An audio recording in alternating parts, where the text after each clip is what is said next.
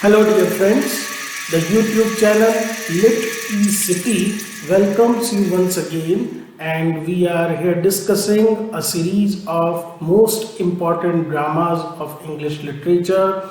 At present we are discussing some great dramas of 20th century, and today I have brought to you the Dublin Trilogy by Sean O'Casey. Now, Sean O'Casey is a very important figure in Irish Renaissance, Irish theatre or drama revival, which was started by W.B. Yeats, and his Dublin Trilogy is part of his earlier plays which he has written with the background of Irish nationalist movements, and he is very famous for introducing some innovative techniques not only on the Irish stage but also on the whole modernist drama.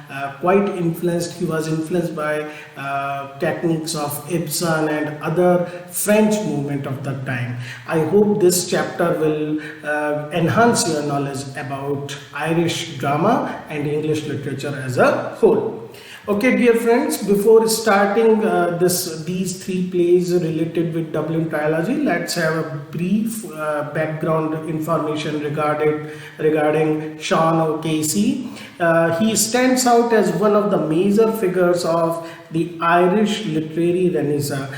You all know that Irish literary renaissance is a term which we generally use to point out a period of flourishing of literature in Ireland during the last 2 decades of the 19th century and first 2 decades of 20th and 21st century. It involves figures like W.B. Yeats and obviously Sean O'Casey and other theatres also. Abbey Theatre was the center of this literary renaissance. His first 3 great plays set the tone for the rest of his work. In fact, he tried his hand at drama writing quite at an early age, but it was only with this 4th play, The Shadow of the Gunman, that he became successful. Now, important thing about Sean O'Casey's plays are that he portrays character from society's lower levels, and they are entangled. There is sort of an existential drama going on because they are entangled in conflicts which they cannot control, they cannot understand. They are far large, they are beyond their simple understanding of the life.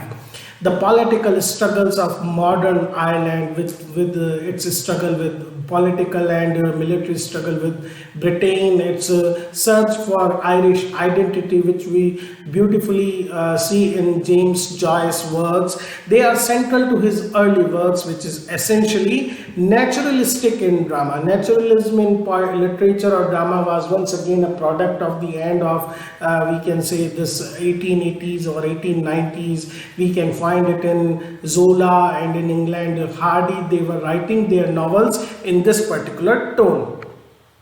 In 1906, like many other nationalists of the time, Sean O'Casey joined Irish Republican Army. That was the outfit which fought for the independence and helped to draft its constitution. You can understand the role he played, but he became later disillusioned by the Irish nationalist movements, not only with the army but other movements also. He rejected the offer to participate in 1916 Easter Rising, which is one of the very important radical phase in freedom for Ireland. Now, being disillusioned by this Irish nationalistic cause, he turns to drama and he wrote works which portrayed the ambivalent feelings towards Irish citizen. On one side, there is a threatening romance of the nationalist cause which appealed to the youth of the time, but at the same time he also portrayed that how the poverty of Dublin is a more we can say important issue to tackle with.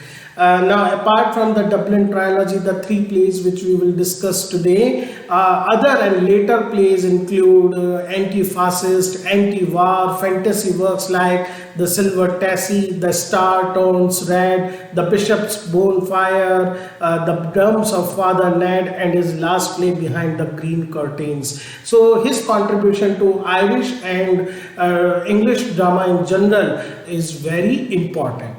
Okay friends, we come to the first play of this Dublin Trilogy. It is called Dublin Trilogy because the setting, the locale is Dublin, the characters are Dubliners, so basically it is known as a Dublin Trilogy. The first play is The Shadow of a Gunman. If we talk about characters, the central character is Donald Davern. He is a man of about 30, an aspiring poet, and he shares a tenement, we can say area with rooms, a modern flat system, and he shares it with his friend Shields. Second character is Seamus Shields, who is a peddler of shoddy goods. Like Donald, he is also a lazy and also a superstitious man. He loudly voices his nationalist sentiments and condemnation of Republican gunmen. So he is, we can say, pal of Donald. Then we have another character, a very interesting character is that of Minnie Powell, who is just 23. She's smart, savvy, hardworking, and she is attracted to Donald because there is a reputation attached with Donald that he is a gunman. And last character, a very brief, we can say, role he plays, but important one is that of Malone. He is actually a Republican gunman. Now, it was staged for the first time in the Abbey Theatre, Dublin in 1923 and first of the play of the Dublin Trilogy. It was originally titled On the Run and it was the fifth play. Now, it is not the first play, it is actually the fifth play of OKC, but it was the first to be produced. This comic tragic play is set in tenement slums of Dublin. I have already mentioned it in 1920, and there was guerrilla fighting going on between IRA and blacks and tans of the British police force. Now the blacks and tans were, we can say, irregular soldiers that were taken service of, that were commissioned to stomp out, to force out these IRA activities. The action occurs in a single day and night in a tenement flat shared by Donald and Seamus. Now, dear friends, before going forward, just 1 minute. Before going forward, I would once again like to tell you about Litecity, that how I am trying to provide as much as valuable information related with literature. You can see a lot of videos related with different aspects of literature. So please subscribe and share. So we start the summary of this play. The neighbors of Donald Davern thinks that he is an IRA hero. He is a gunman, but it is not clear what his activities are. He basically describes himself as the eponymous shadow of a gunman. Now you can understand the title, shadow of a, he is not a real gunman. He is just the imaginary shadow of a gunman, insubstantial shadow of a gunman. He and Seamus, they appear to spend most of their time talking about philosophy, quoting poetry, and they basically never do anything constructive. Now Malone, who is an IRA gunman and he is an acquaintance of these two persons, he leaves a briefcase with them. And after some time, Minnie Powell visits him in the flat. She is attracted to Davern because she thinks that he is also a fugitive gunman. At the same time, some of neighbors like Mr. Gallagher and Mrs. Henderson, they also visit him, and they have brought a letter with them for IRA, and they ask for help against the residents of tenement who are disruptive and threatening people. So basically, जो reputation at Donald की वो इस तरह से है that he is something in the IRA and he can help the innocent, the we can say submissive residents of this tenement. तो ये सब इसकी तरफ इस वजह से देखते हैं that he must be a gunman. Now, suddenly the news of an ambush is brought in which Malone has been killed.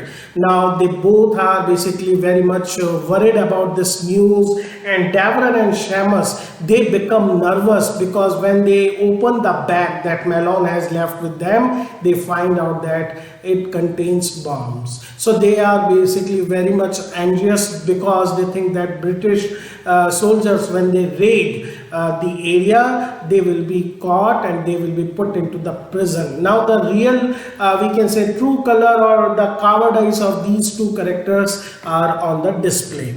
Minnie comes in and she takes the bag and she says that because she is a woman, the soldiers won't harm her, and thus she tries to save the life of this supposed hero of IRA. When Minnie is gone, so soldiers burst into the room, they threats them, they look very carefully, inspect and try to find if there is something fishy, but when they do not find anything, they leave Davron and Shamus undisturbed.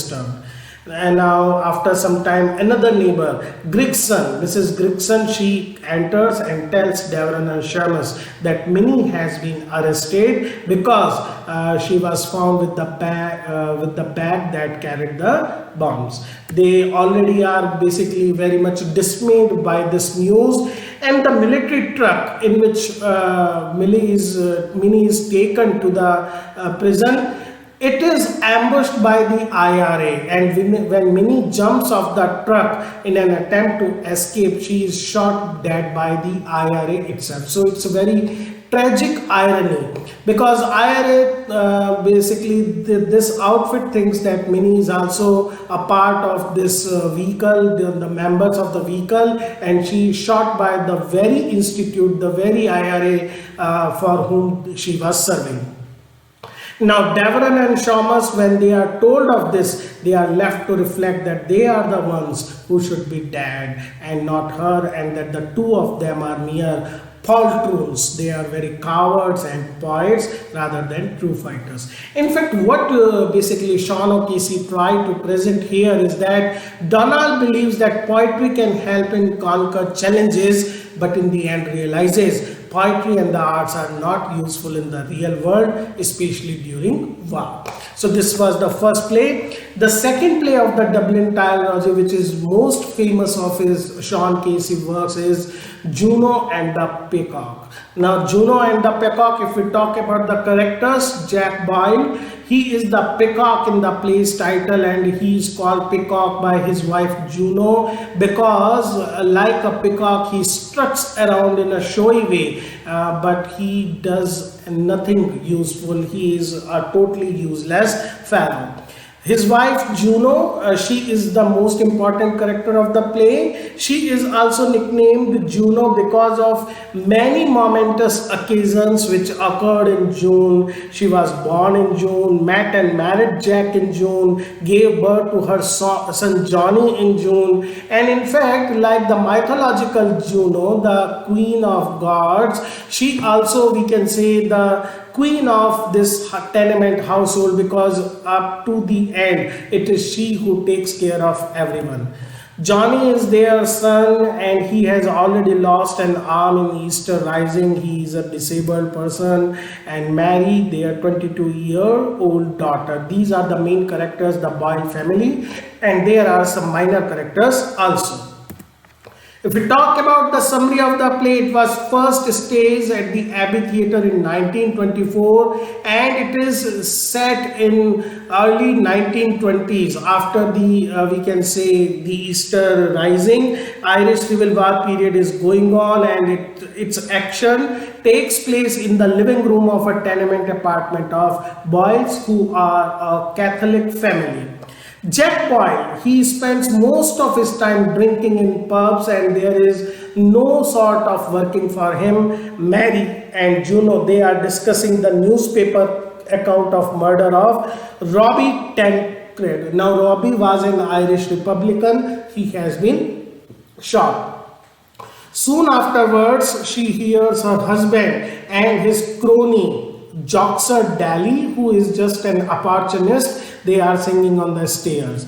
At that time, Jerry Devine, who is a suitor of Mary, he brings a message from Father Farrell about a job, who has found a job for Boyle. Now, Jack, who is very cunning in this respect, he says that he basically can't work, though he wants to work, but he can't work because there is a recurring pain in the leg. Now, very funnily, this pain always comes whenever there is an opportunity to work, and Jerry, he is basically a suitor of Mary, and he tries to propose Mary, but Mary is not interested. She is in fact attracted to someone else, a teacher and a lawyer. Now, at present, the whole household economically depends upon Juno, because it is only she who goes outside and find work and earn something, because Mary, though she is working, but at present she is on a strike from her job and therefore out of work. Johnny, he is a disabled and incapable of earning any income. So basically they all depend on Juno. Charlie Bentham, who is a school teacher and also a part-time lawyer, and later he becomes fiancé of Mary. He comes and announces a very good fortunate news for the boy, that how a cousin had bequeathed 2,000 pounds to Jack. Now, in response to this news, Jack becomes emotional and he says that I will change my ways from now onwards, and he even declares that he is through with Joxer. He won't keep his company. Joxer is listening, standing in the window, and he goes away almost feeling quite angry with his buddy.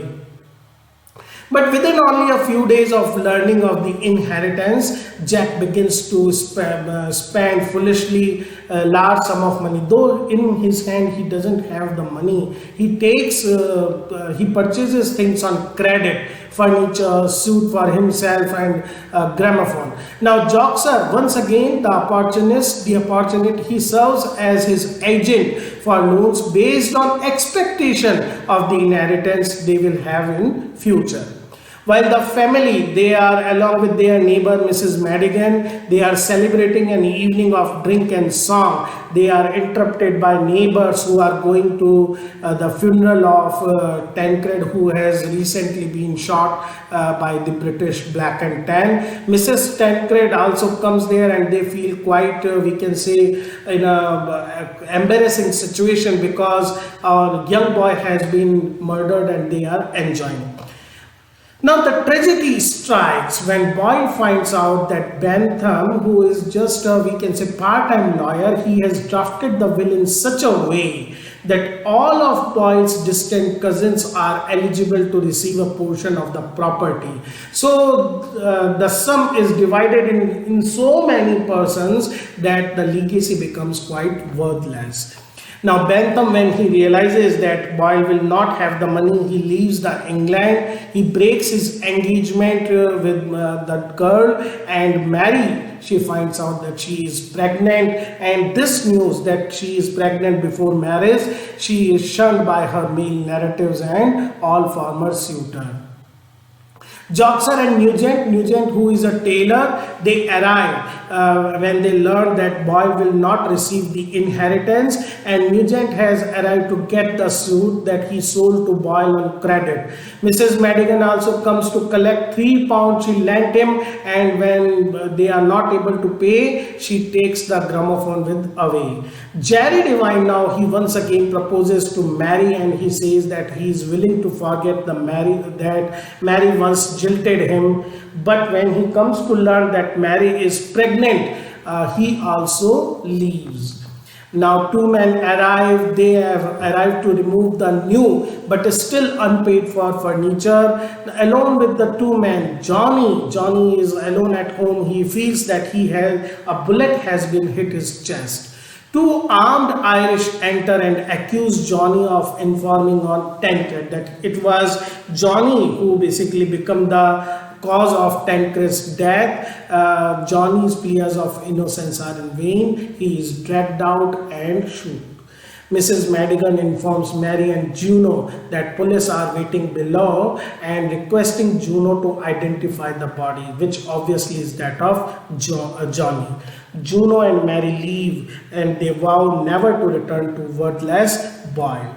Soon Boyle and Joxer stumble into the abandoned apartment. They are drunk and they are unaware of Johnny's death or Juno's or Mary's desertion. They stretches out on the bed, he slumps on the floor. In their inebriated, drunken state, they stammer out their patriotic devotion to Ireland. So once again, quite a farcical, satirical, but tragic undertones by Sean O'Casey about the false pretense promises of nationalism. Now we come to the third play of Dublin Trilogy, The Plough and the Stars, which is one of his most philosophical play. Even the title itself is quite political. We will see this.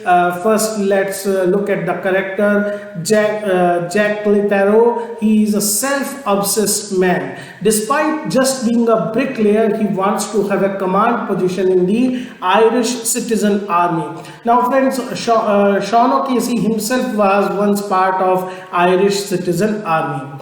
Nora Clitero, she is Jack's pregnant wife who tries her best to keep Jack at home because losing him and her family is her worst fear. Bessie Burgess, though she is drunk, she is also one of the kindest characters, taking care of everybody, and she is also a disillusioned with this Irish nationalist movements. It is a 4-act play. It was first performed on Feb 8, 1926 at Abbey Theatre. I must tell you a very important fact about this play, that during its second performance there was a riot. There was a riot at the Abbey Theatre, and if you remember, when J.M. Synge produced his play, The Playboy of the Western World, there was a riot at that time. And when W.B. Yeats come to know about this riot, he famously come onto the stage and said that I thought that Irish people have become mature, but it doesn't seem so. So this is one of the very famous incident of the Irish Abbey Theatre or the Irish National Theatre. If we talk about the title, the starry Plow banner is basically base of this title, in which there is a flag, which is the flag and symbol of Irish Citizen Army. And Sean O'Casey in his real life was General Secretary of this particular outfit for a time. And the play is set during the 1916 Easter Rising, which is an important episode in the Irish struggle for independence from England. Now, the play portrays the lives of Jack and Nora Clitero and their associates and neighbors, how their lives are affected by the Irish conflict with England. The play opens at the Clitero's flat, where Fluther Good, who is a carpenter, he is installing a new log and at the same time gossiping with Mrs. Gogan, who is a neighbor and mother of Malser. Now, Malser is a girl child who is slowly dying of consumption. Now, that evening, a meeting of nationalist group is to be held, and Jack is upset that he has been removed from the command, and so he doesn't want to participate in the conflict because he wants to take the position, leading position. Covey, who is Nora's cousin, he comes in and informs that he has been laid off from the work because boys have gathered for a demonstration for independence. Now, Covey is once, like many other of Sean O'Casey characters, he is also disillusioned with this thing and he wants to do work rather than to take part in demonstration. But on the other hand, we have Nora's uncle Peter Flynn, who is riding his old uniform of Irish National Foresters, and he is very much enthusiastic about the meeting. He becomes with Covey's lack of enthusiasm for the meeting. Peter and Covey are arguing and Nora comes and quiets them. It is her birthday and she wants to spend the time with her husband. Bessie Burgess, and her son is away fighting with the British army. She lives upstairs, she comes down and she begins to taunt Nora about her spending so much on new clothes, and she is basically once again full of bitterness because her only son is fighting and there is no news of his coming for a long time. Now Jack arrives and sends Bessie away. At the same time, when they are talking about these things, when Jack is saying that how he has left his activities because of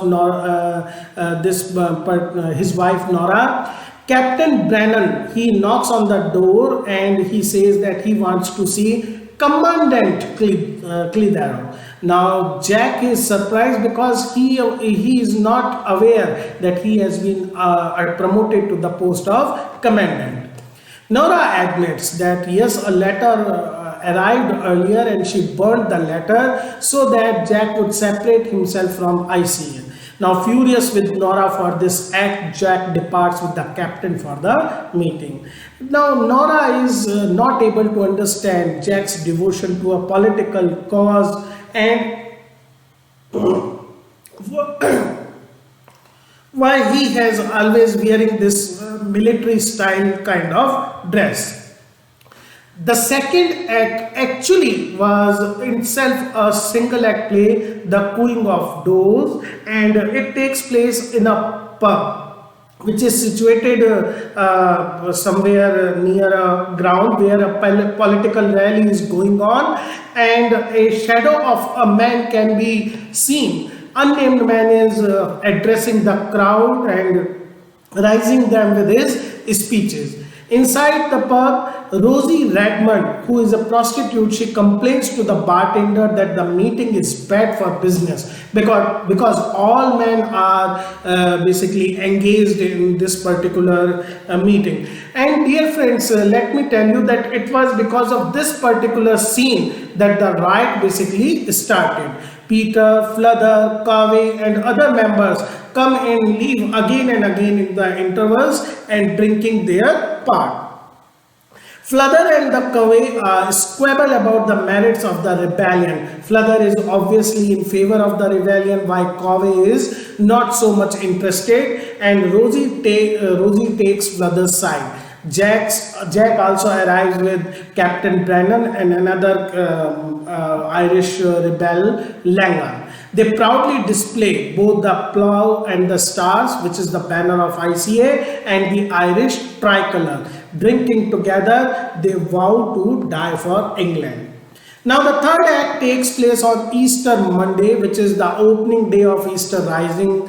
Peter, Mrs. Gogan and Covey discuss the fighting that is going on. Patrick Pearse, who is a general among the rebels, he has read the Declaration of the Irish Republic, which has filled the IRA members with enthusiasm. Nora, she has been searching for Jack all the night, but she was not able to find him. Now, because she is pregnant, she is very exhausted. She is taken inside by Bessie, and Bessie arrives with the news that looting has broken out everywhere. Locals, including Fluther and Covey, they also run into the shops and try to get as many things as possible. Brennan and Jack appear and they have with them a wounded rebel. Nora tries to meet with them, stop Jack from indulging anymore in these activities, and try to convince Jack to leave the fight and stay with her.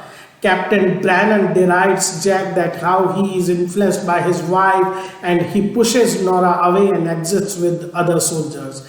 Bessie, he sees Nora lying in the street and helps her inside. Fluther returned with a great quantity of stolen beer and whiskey.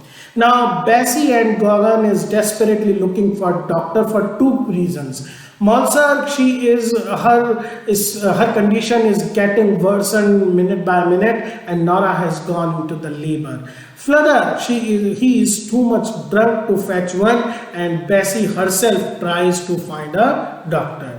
Now the last act takes place a few days later. We come to know that locals are now sheltering in Bessie's apartment.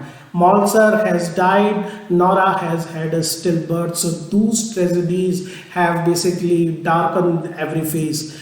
Nora is delirious. She is asking for a baby and hallucinating that she is walking through the country with Jack. Captain Brennan arrives to inform that Jack has been killed, that the British have begun to close in. He then removes his uniform. In his civil clothes, he tried to hide himself and ask for shelter with the group.